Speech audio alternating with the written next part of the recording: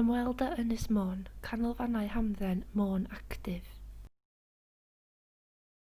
Bydd angen i holl aelodau sy'n dod i'r ganolfan Hamdden wisgo gorchudd wyneb.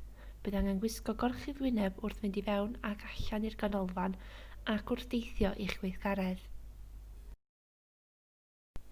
Defnyddiwch y di-heintydd dwylo a chofrestrwch drwy system monitro ac olrain os gwelwch yn dda.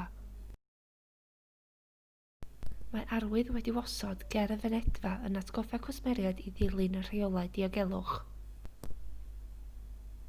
I fewn gofnodi, daliwch eich cerdyn aelodaeth o dan y sganiwr. Os nad yw'n gweithio, darllenwch eich rhif allan i'r derbynnydd. Mae marciau ar y llawr yn atgoffa cwsmeriaid i gadw eu pellter o eraill. Dilynwch y system unffordd sydd yn ei le os gwelwch yn dda. Mae arwyddion yn nodi faint o bobl sy'n cael bod yn yr ystafell ar unwaith. Mae marciau ar y llawr fel rhain wedi wasod 2 fetr oddi wrth ei gilydd yn dangos i aelodau ble i giwio. Mae arwyddion yn nodi bod amledd glanhau'r canolfannau wedi cynyddu. Nid yw'r cawodydd ar gael i'w ddefnyddio ar hyn o bryd.